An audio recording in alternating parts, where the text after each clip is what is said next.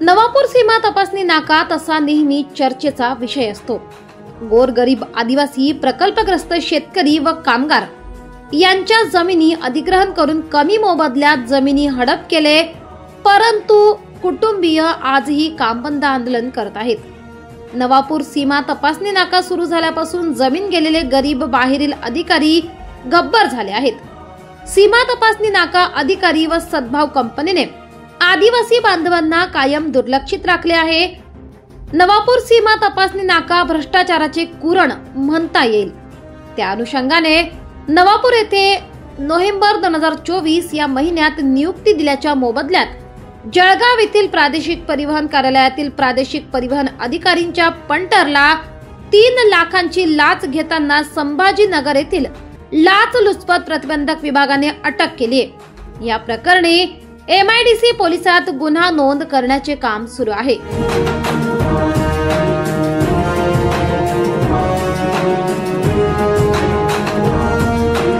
याबाबत लाचलुचपत प्रतिबंधक विभाग संभाजीनगर यांनी दिलेल्या माहितीवरून तक्रारदार यांची सीमा तपासणी नाका नवापूर येथे नोव्हेंबर 2024 या महिन्यात नियुक्ती दिल्याचा मोबदला म्हणून 3 लाख रुपये लाचेची मागणी केली आहे।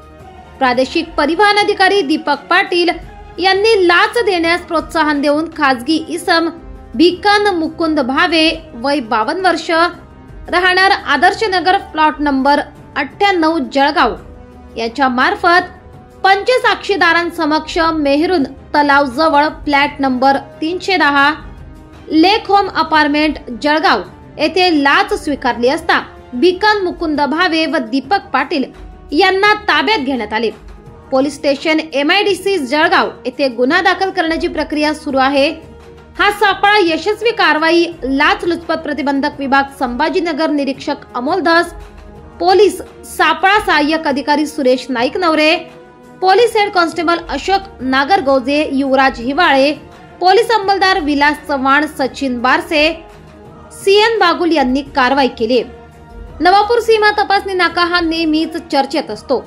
गोरगरीब आदिवासी शेतकऱ्यांच्या जमिनीचा विषय असो, सद्भाव कंपनी कामगारांचा विषय असो, RTO नाका नवापूर येथे चालणारा महाभ्रष्टाचार असो, शासनाचा लाखोंचा महसूल बुडवून अधिकारी गब्बर झाले असून नवापूर सीमा तपासणी नाका येथे ड्युटी लागावी म्हणून लाखोंची बोली लागते असे नागरिक ऐकून होते। आज प्रत्यक्ष जळगाव प्रादेशिक परिवहन अधिकारी दीपक पाटील व त्यांचा खाजगी पंटर 3 लाखांची लाच घेताना सापडल्याने नवापूर सीमा तपासणी नाक्यावर प्रचंड प्रमाणात भ्रष्टाचार होत असल्याचे अधोरेखित झाले।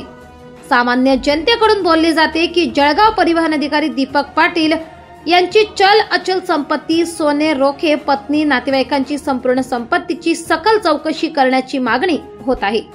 संपूर्ण संपत्ती गोठवीत शासन देत अशा भ्रष्टाचारी अधिकाऱ्यांची नांगी ठेचणे आवश्यक आहे। महाराष्ट्र माझा न्यूज साठी नंदुरबार जिल्हा प्रतिनिधी योगेश खैरनार, नवापूर, नंदुरबार।